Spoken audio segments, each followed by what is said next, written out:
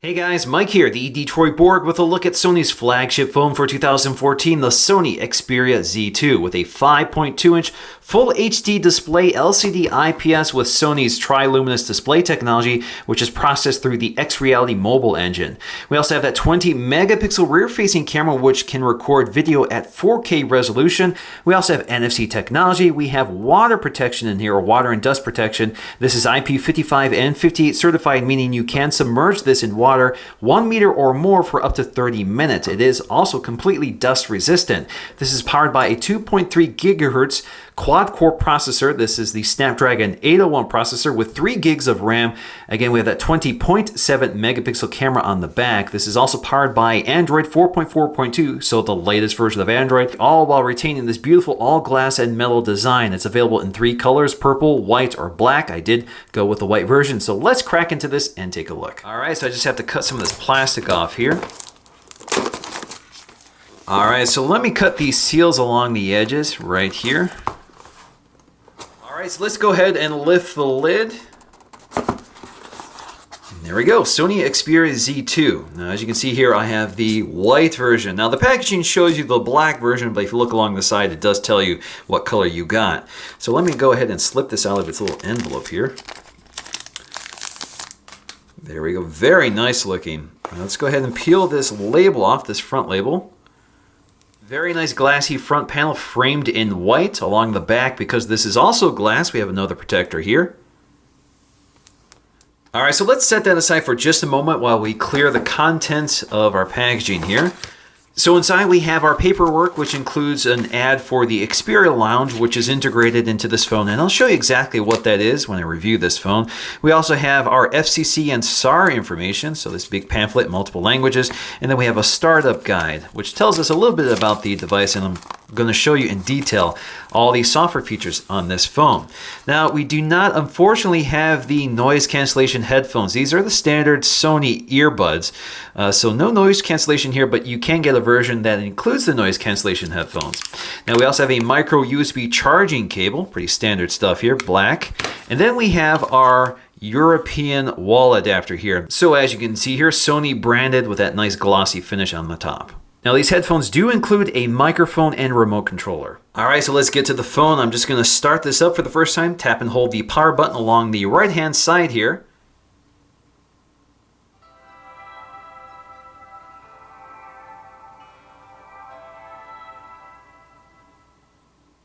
All right, so let's take a look at the design of the Sony Xperia Z2. Again, a 5.2-inch display, full 1080p resolution that's good for 424 pixels per inch. This has that tri-luminous technology, which gives us an LCD screen with a very rich color gamut. It's about 50% better than a standard IPS display.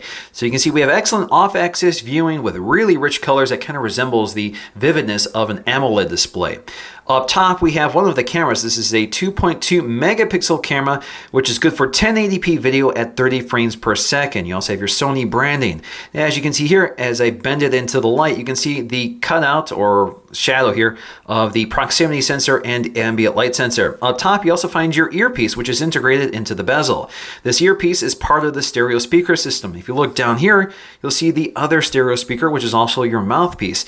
Now, we have a blank space here, and that's because we have on-screen Android controls in this case on the Sony Xperia Z2. So all of them are on screen. And as you can see, they're also translucent here. So you do get some background behind your buttons as opposed to a black bar. Now, integrated into that earpiece is a notification LED light, which is multicolored. Now, if you look at the back, you can see we have this all-white glass back panel, while the front is all black. It's very nice looking. As you can see, it's got a translucency here, so there's some depth to it. It's actually very similar to the iPhone 4 and 4S in terms of that design. You can see our Sony branding. We have our NFC sensor right there. We also have our camera lens. This is that Sony G lens with the Exmor sensor. This is a 20 megapixel sensor. It is completely flush here. Records video in 4K. Does not have optical image stabilization, only software stabilization.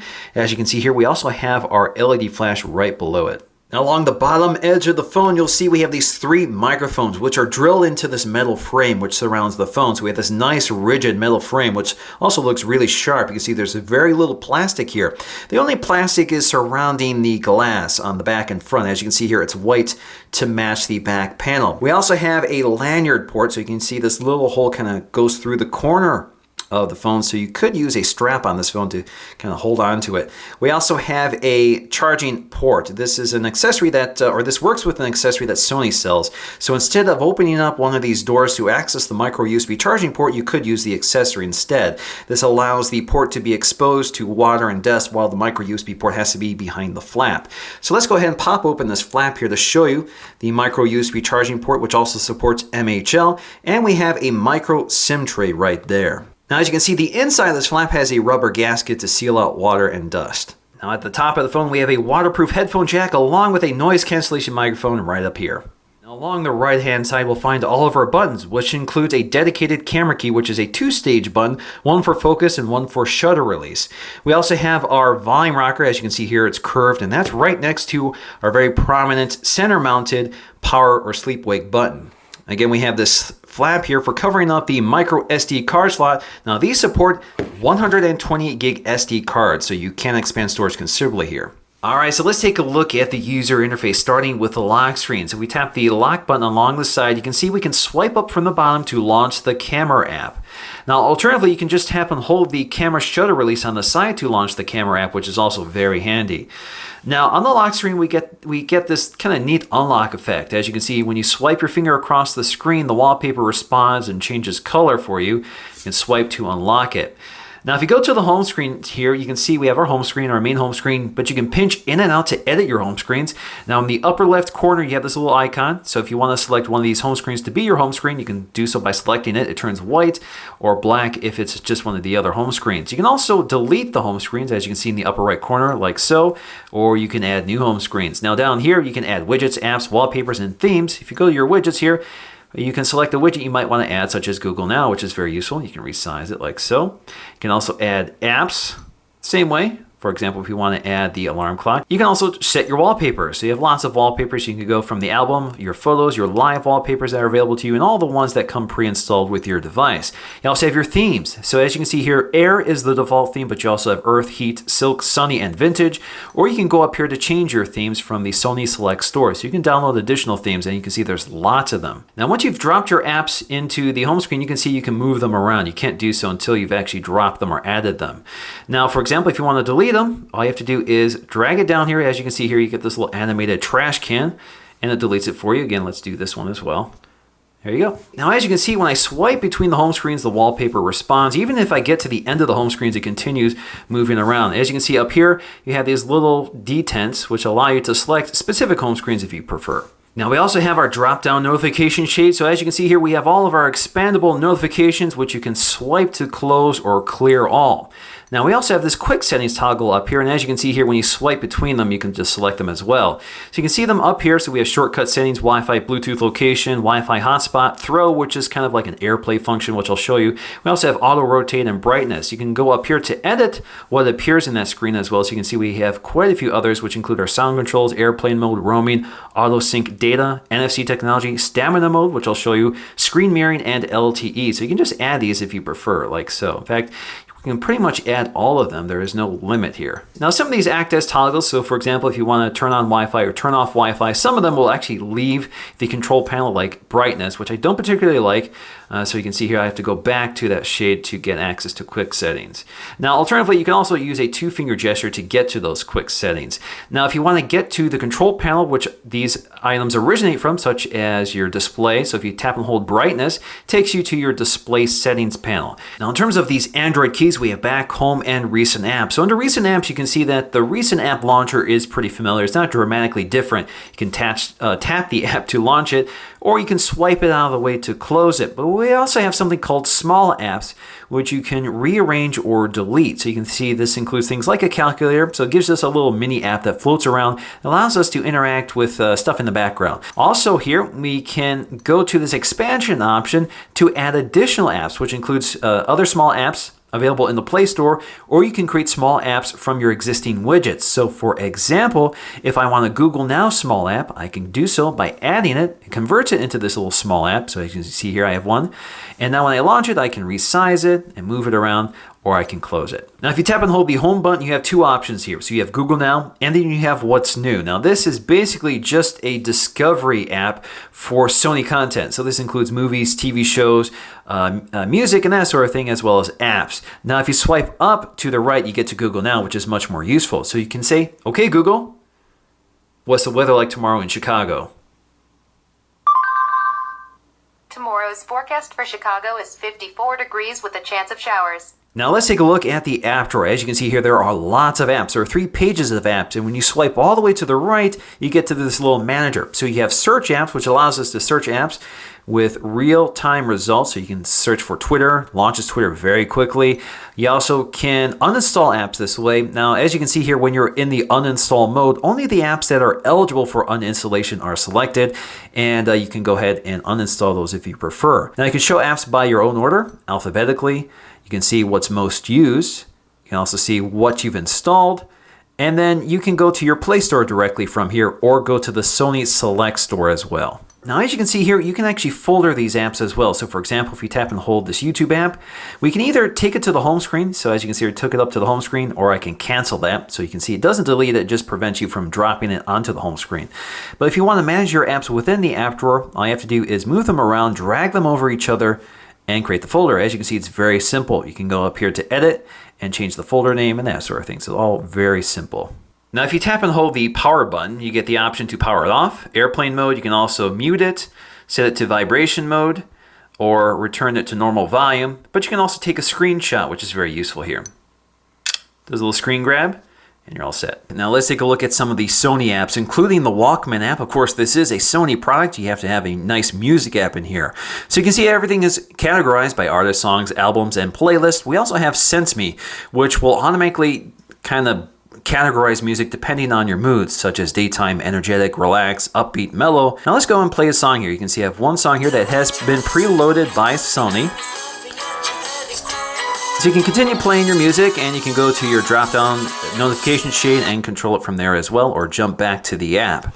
Now up here you see we have the throw option. Again, this is very similar to AirPlay. So it will locate devices that can act as speakers for this content, which right now includes my Pioneer AV receiver.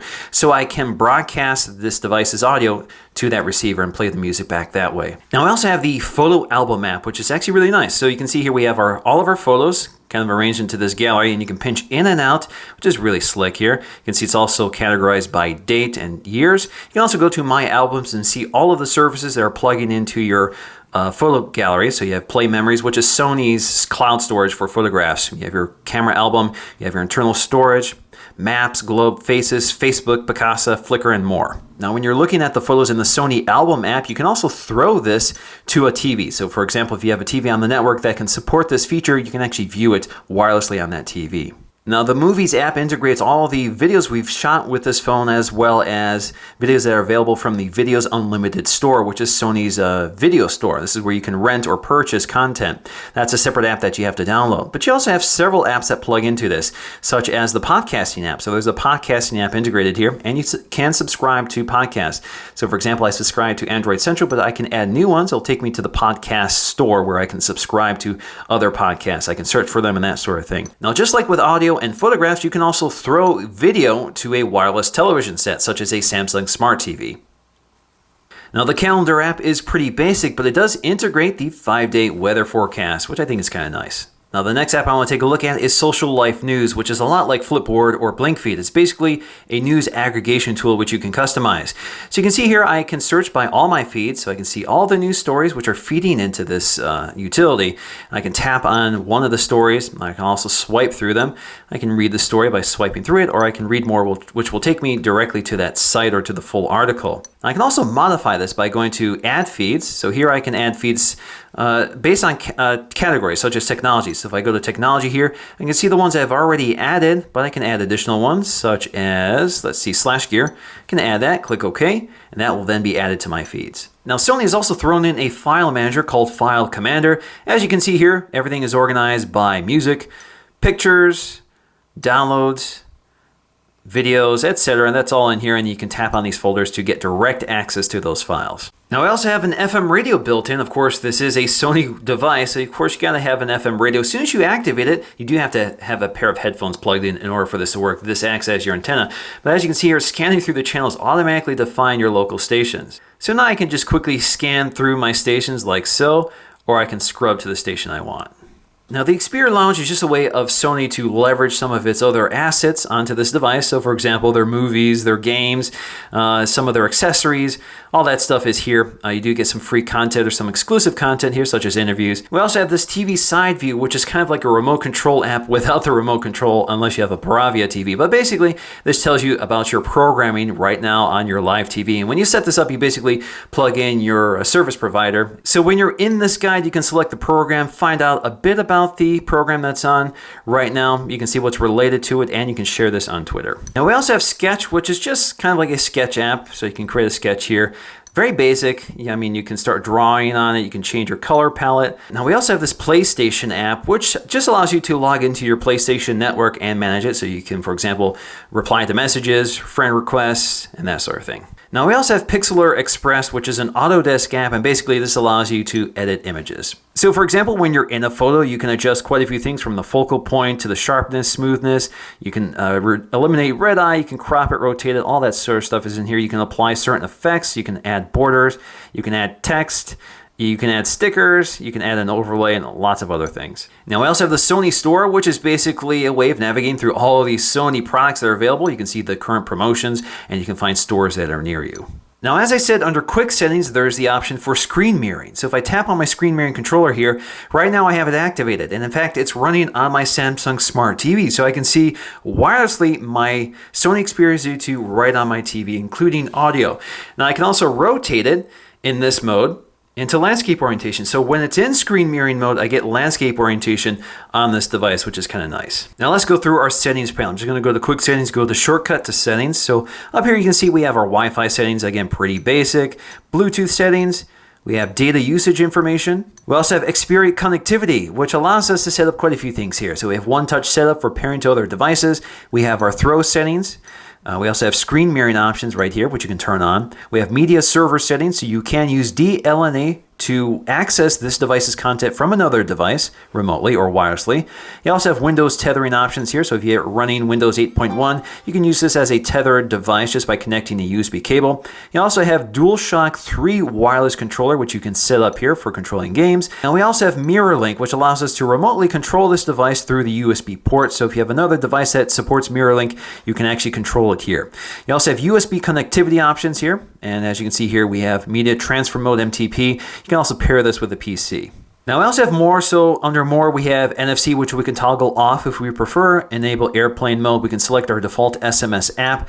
So we can select the messaging app or the Hangouts app from Google. We also have our tethering and portable hotspot. We have our VPN settings, our mobile networks, and our internet settings. This is actually very useful. This allows us to download additional profiles or network profiles for accessing our cellular network. So for example, because this is an international device, I didn't have the AT&T profile here, but it found it automatically for me by going to this mode, downloaded everything I needed without having to manually set it up like I have to do with most Android phones. We also have our personalization options. So we have our wallpaper settings, our Xperia themes, which I showed you earlier as well. Lock screen settings. So under lock screen, we can select album art, or we can use Xperia's wallpapers. You can also clear viewed notifications here, so you can enable it or disable it. You also have manage notifications, so you can see which apps are pushing notifications. If you don't want them to push them, you can select them here.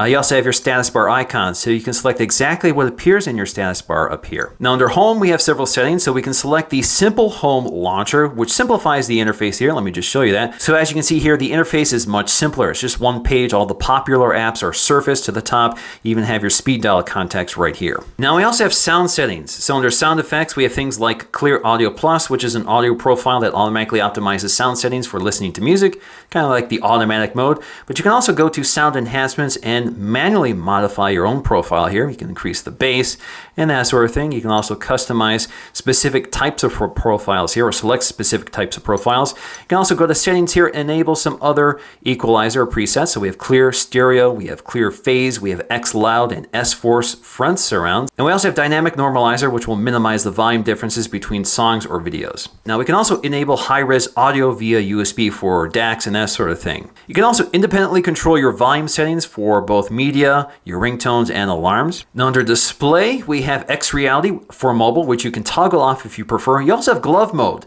So if you have this enabled, you can actually use the display with gloved hands. We have our white balance settings, which is very useful. So if you want to change the white point of your device, you can do so from here. You also have smart backlight control. So we'll keep the screen on when you're holding the device. Now we can also enable tap to wake up. This is not on by default. So basically, if your device is locked and you double tap the lock screen, it will wake it up for you, which is very useful. We also have our storage options, so you can see how much storage is available to us after the system has taken its cut. Now let's talk about power management. So as you can see here, we have an estimate of how much time we have left on our battery. So at 57%, that's about 8 hours or 1 day and 10 hours in standby mode. Now we have several modes we can activate to extend our battery life. That includes stamina mode. Now stamina mode, we have two options to select here. So under extended standby, we can disable mobile data and Wi-Fi when the screen is off. And you can exclude certain apps from that. So for example, if you always want to receive your email, no matter whether the screen is off or not, you can select it. So you can exclude some apps from this feature, or you can remove them like so.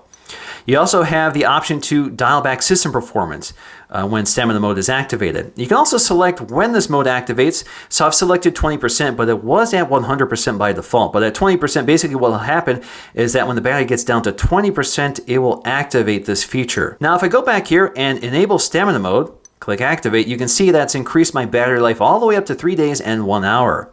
If I toggle that off, it goes back to 8 hours. We also have low battery mode, which will activate at 20%, and it will change a few things here. It'll change the screen brightness, change the screen timeout settings. It will also turn off a few features here, but you can modify these as well. So you can enable some of these features or not, depending on what you prefer.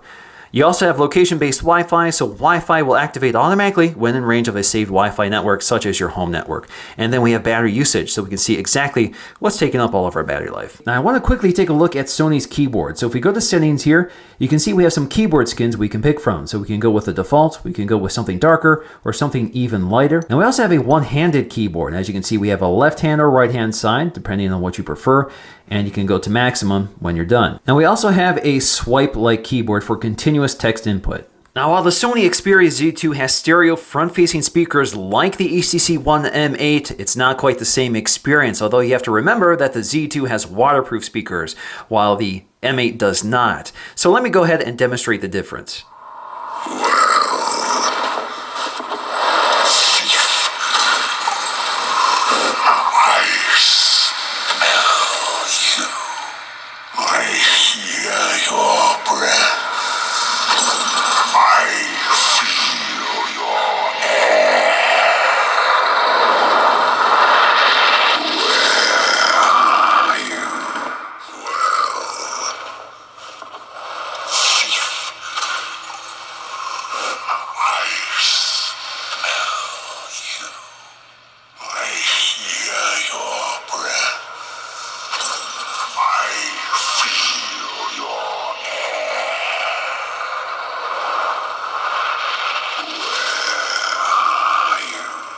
Now let's take a look at the camera app, which you can activate by tapping and holding the dedicated camera key. So when you have pressed the key, it focuses for you. If you full press, it takes the photograph, like a very traditional point and shoot camera. You can snap a photo as well by tapping the screen here. It focuses for you. You can also pinch in and out to zoom, or tap anywhere on the scene to adjust the exposure and focus. You can also record video.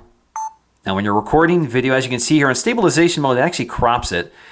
You can zoom in and out while recording video. You can take photos as well, or stop the recording. Now we also have our settings here. Right now I'm in superior auto mode, as you can see right here. So those settings are dependent on what mode you're in. So I can change, or I can toggle off geotagging.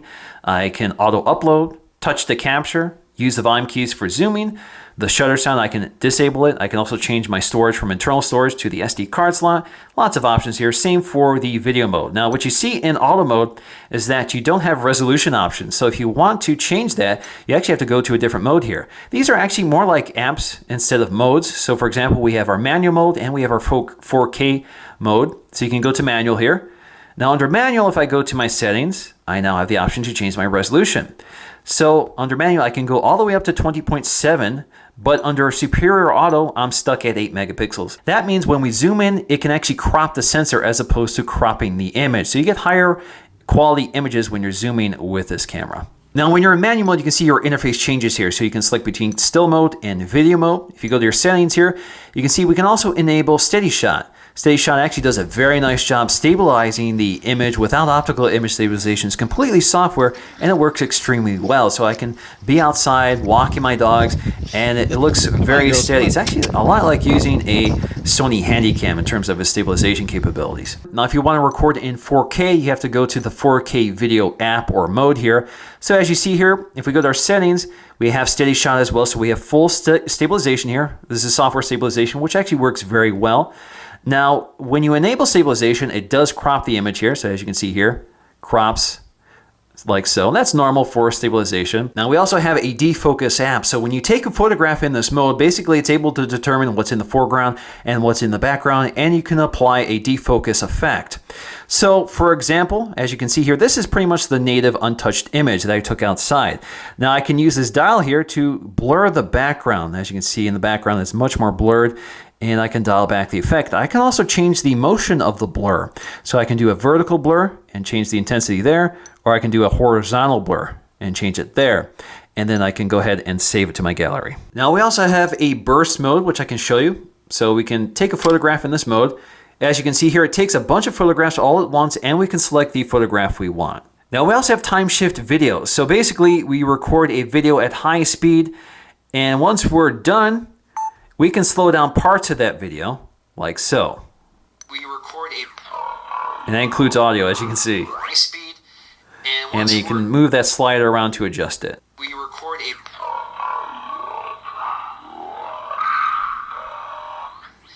And once we're done, now we have lots of other apps, including InfoEye to take images of text or barcodes or QR codes, which allows you to perform searches. You have a panorama mode. You also have Evernote and Vine, as well as creative effects for applying effects to your images, such as filters and that sort of thing. You also have the AR effect, which is kind of a virtual reality effect. It allows you to take images with 3D elements in it, which is just kind of a fun app to play with. Now you can add additional apps that you can download. So for example, you have a Panorama 360 app, which is free. Now you can also move these apps around just by tapping and holding on them and moving them around. And some of them you can delete. Not all of them, but some of them, such as the third-party Evernote app. So you can go up here to delete it if you prefer. Now in terms of our Synthetic Geekbench 3 scores, you can see the Z2 actually falls behind the HTC One M8, the GS5, and the iPhone 5S. Alright, so let's talk about some of the strengths and weaknesses of the very good looking Sony Xperia Z2. Now I think one of the biggest strengths here is going to be its design. It's mostly glass and metal. It makes it one of the standout devices out there. It kind of comes up there with the HTC One M8 and the iPhone in terms of its design quality. Also, that 20.7 megapixel camera is one of the best I've used. It has a great app that's either easy to use if you go to Superior Auto, or gives you a lot more options if you go to one of the other apps. That includes 4K video recording with excellent stabilization. In fact, video stabilization is one of the best I've seen on any camera. Now, images are sharp and clear with excellent color accuracy. The camera works great outdoors or indoors, in low light or bright conditions. The only problem I had is in Superior Auto with low light conditions. It tends to overprocess the image to reduce grain, but the image then looks blurry, so I prefer to use manual mode and I get excellent results. Now the flash is also pretty good here, so it doesn't blow out the scene. It seems to be equally balanced. Although it's not using a dual tone LED flash, it seems to be using some processing to get you some pretty decent results from the flash. So I'm pretty impressed overall with the LED flash on this phone.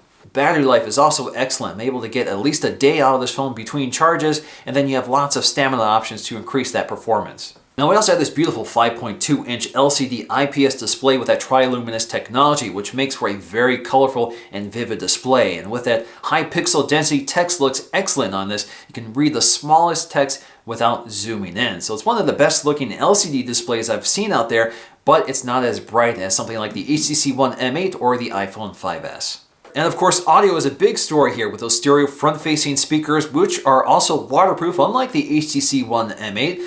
Now, it's not as good as the HTC One M8, but certainly better than most smartphones, which usually just have one mono speaker firing toward the side or firing toward the back. And again, these are waterproof, unlike the HTC One M8. We also have an excellent headphone app, so audio over the headphones sound fantastic, and then we have excellent equalizers built into the software on this phone. Now, in terms of weaknesses, I think it comes down to size. Now, this is a fairly tall phone. It's not as compact as something like the Galaxy S5, which is a much shorter phone, even though the screen isn't much smaller, 5.1 inches versus 5.2 inches. So for me, the Sony or the Galaxy S5 feels a little more comfortable in the hand than the Sony Xperia Z2.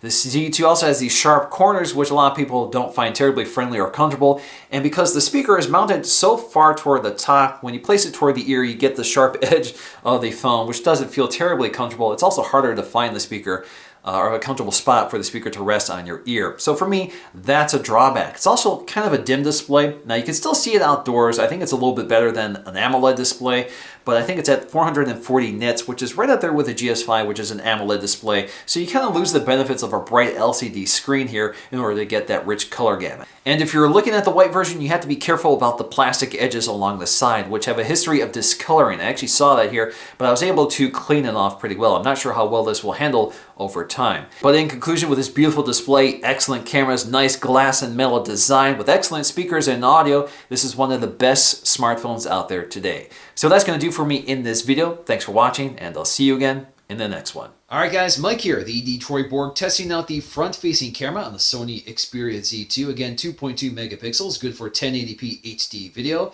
This also includes stabilization. You can also snap photographs while recording with this camera. And it also has pretty decent microphones on this phone. So you should have excellent audio as well as video with your front-facing camera. Alright, so once again, I'm in my foyer, testing out the rear-facing camera with Zoe and Chloe. Now, as I demonstrated, this also allows you to pinch in and out to zoom in on your image, which is just digital cropping in the case of video here. Again, you have 4K video recording, but that's a separate mode that's not built into the video recording settings here. You also have stabilization, again, steady shot, which works extremely well. It's one of the best stabilization systems I've seen, even beats the iPhone. All right, so let's go outside and test out the camera performance out there.